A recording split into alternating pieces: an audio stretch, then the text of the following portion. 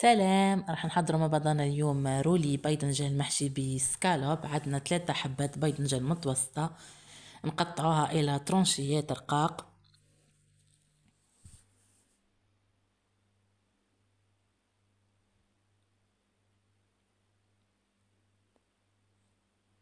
بعد ما قطعناهم نحكموا المول تاعنا نفرشوا عليه ورق الزبدة ونحط بعض من الجبن المبشور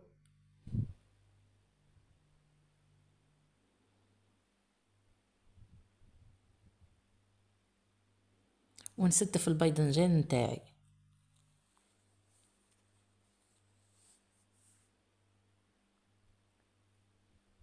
بعد ما ستفنا الباذنجان نرشوه بشوية زيت وقليل من الفلفل والملح.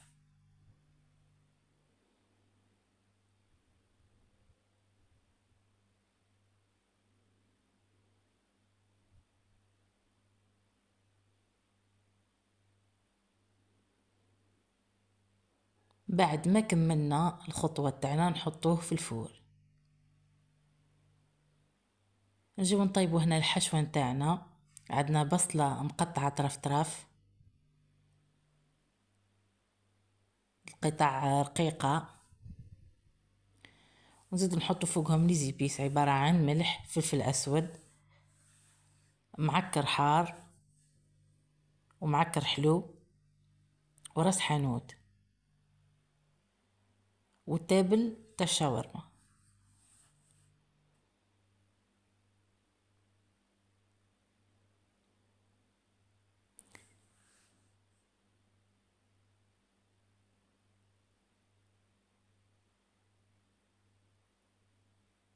بعد ما تشوح البصل تاعنا ودبال شوية نحطو فوقو سكالوب مرحي.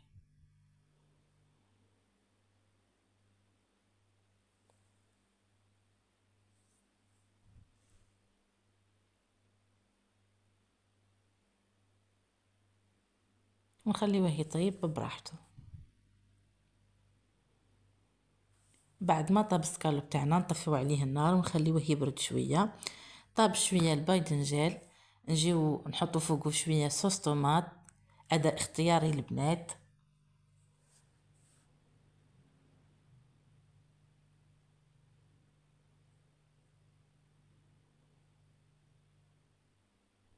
ونوزعوه.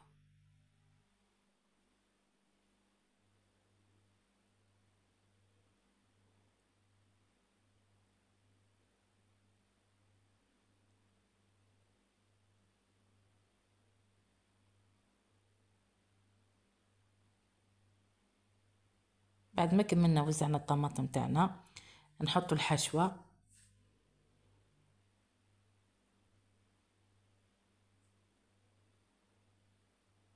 نوزعها على كامل الباذنجان.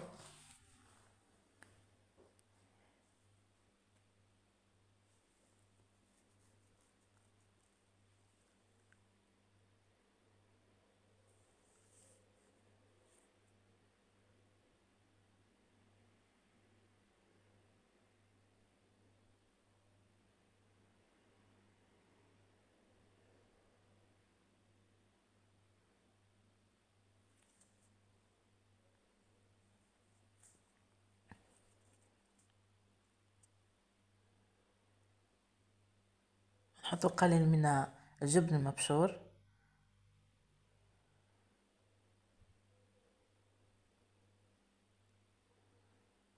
ونحاولوا ان نروليوه.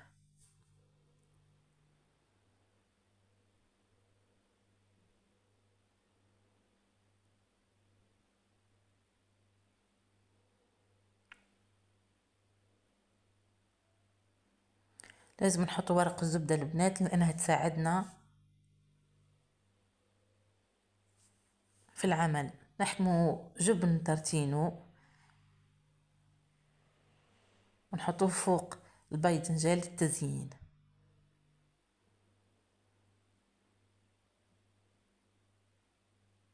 هنا درت كريات من اللحم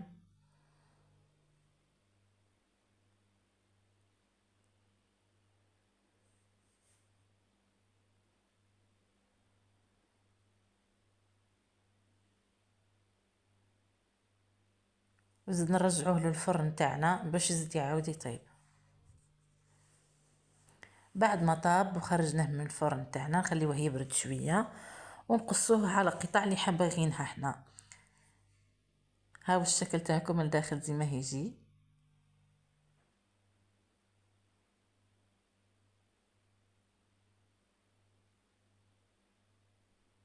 جا بنين بزاف بنات، جربوه ما تندموش. وصفة رمضانية سواء في رمضان ولا مناسبات تحمري بها وجهك قدام الناس. وبالصحة والهنا. ما تنساوش ديروا لي جيم، واللي مشي مشترك في القناة تاعي شارك فيها، وشكرا جزيلا.